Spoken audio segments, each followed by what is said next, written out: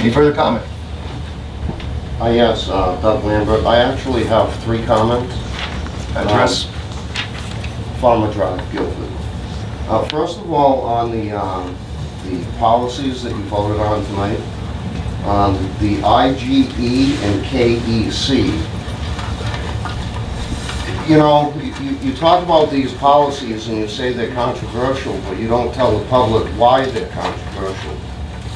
And on KEC, okay, if I'm reading from at the last meeting when I happened to get a media kit, which it would be nice if the public would have these available to them. But KEC, if I'm reading this right, the change that you're making is you're striking this sentence, which I will read aloud for the benefit of the public. If and this is regarding the policy where the parent finds materials objectionable to their individual child and student. If the complainant does not accept the superintendent's decision, the complainant may request a review by the school board, whose decision will be final. Sounds perfectly fine to me, except you struck this from your policy. The policy is great until you go and you do that. So you, as the Guilford School Board, are now denying a parent with a potential problem from having a right to redress to elected officials, and instead, you hand authority to the unelected bureaucrat, the superintendent, which I might remind you, we the public never have a say because we wake up and read the papers and find out, oh look, a contract. You can roll your eyes all you want, but that's the truth, Mr. Blanford. Okay? I find this onerous. You people are locking the parents out and you're locking yourselves out of responsibility on a very important issue. You're giving away your power to somebody that's unanswerable to the public. And I find that onerous. As to my second point, I find your public input policy onerous. I'm sitting here, I came here tonight because I'm concerned about your policy change, not the other stuff. Okay? But I sit here and I watch you have a non-discussion in front of the public about a very important piece of policy that the public has no chance to stand up and speak. Oh, I can speak now. It's too late. It's done. You just did. I've watched you vote for it. So Doug's unhappy. Other parents might be unhappy. They might have been had they known about it, but now they don't. It's too late. You've gone and changed it. And so the business of not taking public input till the end, making us sit through a meeting, which some people find interesting, I do. I don't know if everybody else does. Maybe that's why people aren't here. But, you know, I had input on that, and now I might as well just, talk to the superintendent, ring him up on the phone? Actually, these policies were discussed last month. We had our first reading last month, so there's been an entire month. Did you read the change? Did you say that the change you were making was you were eliminating the parent's right to redress? All of the minutes are published. I was at the meeting. Address that. Okay. We did address that last month in the first reading, and both those policies come as a result of the change in state law. And that change in state law happened at the beginning of the year, and these policies are from the recommendation of the State School Boards Association. And the state law says that the parents shouldn't have a right to appeal to the school board?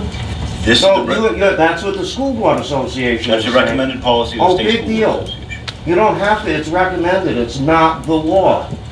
All right, we're Guilford, we're different, we're special. But no, all of a sudden we fall in lockstep with everybody else. Where is the parents' rights? Okay, you talk about all this other stuff, you lament that the parents don't come to the meetings. You people do everything you can to lock them out. You do it in your own policies. Which brings me to the third item. Mister, I'll work on that for you and get it ready tomorrow, the school board's position. Because you're saying you're appointed. I would say that the law that you referred to, 9B, persons appointed to office by chief executive or legislative body, that would be like appointed people to the planning committee or to the strategic planning committee. I know I'm fairly intimate with a Supreme Court case called Lambert versus Belknap County. where we went into great detail on the difference between a public employee and an elected official, or an official. And you, sir, are a public employee. You have a public employment contract, the one that you people signed the day before the election, I might remind you. Okay? When the Belknap County appointed the sheriff, they had to do it in full public because he was a publicly elected official. You people interviewed this man in non-public because you were hiring an employee. You appointed him as superintendent in the act of hiring, just like Chief Keenan has appointed the chief. He's an employee. Do you people really want to go there with us on this? You want to get it on this too? Or why don't you just comply with the law? I don't want to pay you to work against something that's on the ballot. Let them do it. They want to be on the school board. They can do it all they want. Let them go to the senior momentum dinner. Why do I have to pay you to do it?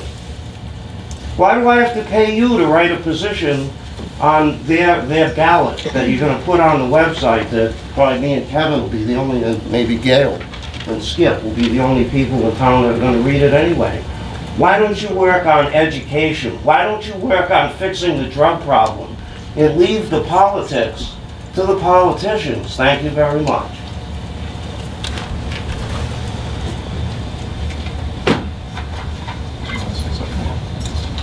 Kevin Leandro, Gunstock Hill. Hitting on what Doug just said about appointed position. By your definition, by Gordon Grant's definition, and the janitor is exempt from this as well. Every teacher, they're all appointed by the school board. You are not, you are an employee, a public employee. Like I said, you got caught, you pled ignorant, fine, move on. Don't try and justify it, and don't spend our money on a lawyer to do so. Actually, that's incorrect. We do not appoint any school employee but the superintendent. Period. That is what we do. He is appointed by us. We do not appoint any other school district employee.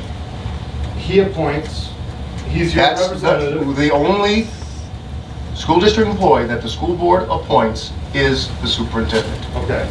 And how many non-union contracts do we have? What does that have to do with this Well, discussion? previously you said 130, and we know that's not correct, so I just want to go back to the credibility thing. Roll your eyes. What does this have to do with the current conversation? The current conversation, I mean, you're not being honest once again. Don't tell me I'm not being honest. I You just can did. throw numbers out all you want, but your numbers don't necessarily, are not correct necessarily, okay? I challenge you to find different numbers. I'm sorry. Okay. It's all came off your website, Mr. Weber. Okay. Any further comment? I would just like you to define the difference between hiring the superintendent and appointing him. I don't, you signed an employment agreement, you interviewed him in non-public.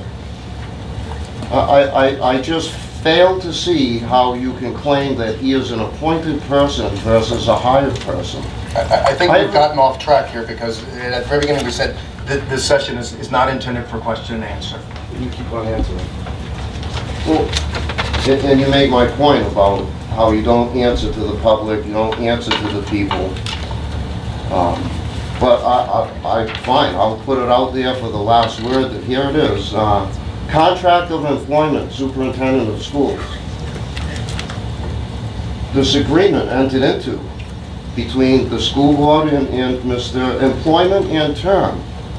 The SAU agrees to employ the superintendent, and the superintendent agrees to accept employment. I need to say nothing else. You don't need to answer me. I think the answer speaks for itself, unless we want to argue about the definition of is, perhaps.